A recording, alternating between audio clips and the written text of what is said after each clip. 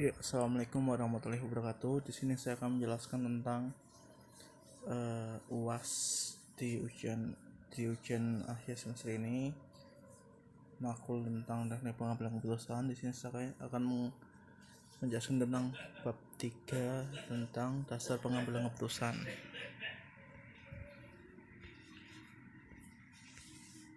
Ya, dasar pengambilan keputusan. Permasalahan perbuatan keputusan yang sangat terkait dengan kodrat manusia yang mempunyai keterbatasan baik dari kemampuan mental maupun dalam membuat keputusan yang sangat beragam. Keputusan ini beragam. Ini bisa didasari oleh pengaruh perasaan atau didasari oleh rasio, bahkan hanya asumsi dari pengalaman yang sangat dangkal dari permasalahan yang sesungguhnya. Permasalahan pembuatan keputusan sangat terkait dengan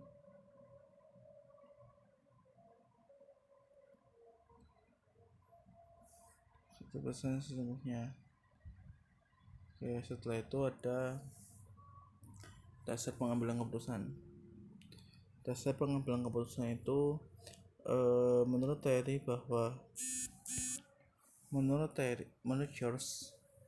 Roger Terry bahwa dasar pengambilan keputusan dapat digolongkan dalam 5 golongan. Adapun kelima golongan dasar keputusan tersebut adalah ada institusi, yaitu memiliki sifat subjektif sehingga mudah terkena pengaruh. Ada pengalaman, yaitu memiliki manfaat bagi pengetahuan praktis karena pengalaman dapat memperkirakan keadaan suatu, dapat memperhitungkan untung rugi baik buruknya keputusan yang akan diambil. Terus setelah itu fakta dapat memberikan keputusan yang sehat, solid, dan baik. Tingkat kepercayaan terhadap pengambilan keputusan dapat lebih tinggi sehingga orang akan menerima keputusan yang dibuat dengan rela dan lapang dada.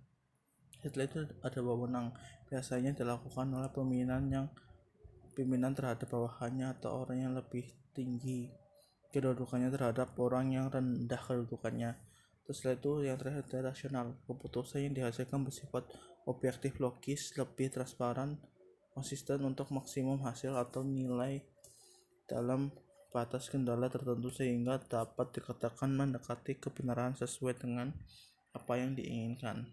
Nah, setelah itu ada faktor-faktor pengambilan keputusan. Ya.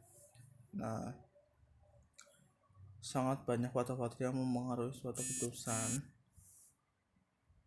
Faktor ini mampu memberikan sejauh mana kualitas keputusan akan ditetapkan.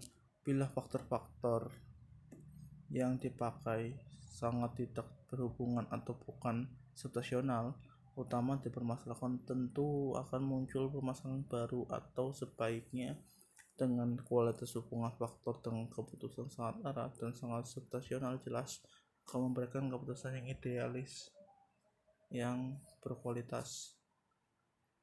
Setelah itu dalam pembahasan ini akan disampaikan ada 4 faktor yang sangat mempengaruhi kemunculan suatu keputusan. Adapun faktor-faktor tersebut adalah posisi atau kedudukan, masalah, situasi, kondisi, dan tujuan. Ada faktor-faktor lain yang dapat mendasarinya, yaitu ada faktor internal organisasi, ada keadaan internal organisasi, ada ketersediaan informasi yang diperlukan, dan kepribadian. Nah, keadaan internal organisasi itu ada keadaan internal organisasi yang sangat berpengaruh dalam pengambilan keputusan. Hal ini didasari oleh keadaan organisasi. Adapun hal-hal yang kesiapan organisasi yang dimaksud antara lain adalah kesiapan organisasi yang berupa dana, kemampuan karyawan, kelengkapan peralatan organisasi, dan struktur organisasi. Nah, lanjut, setelah itu ada keadaan eksternal organisasi. Keadaan eksternal organisasi terhadap keputusan menjadi sangat penting sehingga para pengambil keputusan harus mempertimbangkan faktor-faktor eksternal yang mempengaruhi. Oleh karena itu diperlukan identifikasi, evaluasi, dan diagnosa terhadap lingkungan eksternal. ya sangat banyak keputusannya gitu loh. Terus itu tersedia informasi yang diperlukan. Informasi dalam pengambilan keputusan menjadi faktor yang dipenuhi sebelum keputusan diambil atau ditetapkan, sebab informasi yang akan diterima memberikan ketepatan sasaran keputusan seiring dengan kebutuhan yang sesungguhnya. Misalnya pembuat keputusan tanpa memperdulikan informasi terbaru terhadap perubahan suatu undang-undang atau aturan yang ada bisa membatalkan keputusan. Penetapan harga tanpa melihat pembanding kompetitor akan menyebabkan harga yang tidak ideal dan lain-lain. Setelah itu yang terakhir adalah kepribadian dan kecakapan pengambilan keputusan.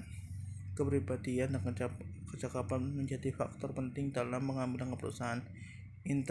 Inteligensi, kapasitas, kapabilitas, keterampilan menilai kebutuhan menjadi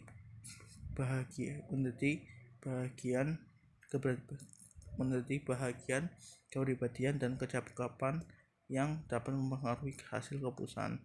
Bahwa orang pintar dengan orang bodoh akan sangat berbeda untuk menentukan keputusan.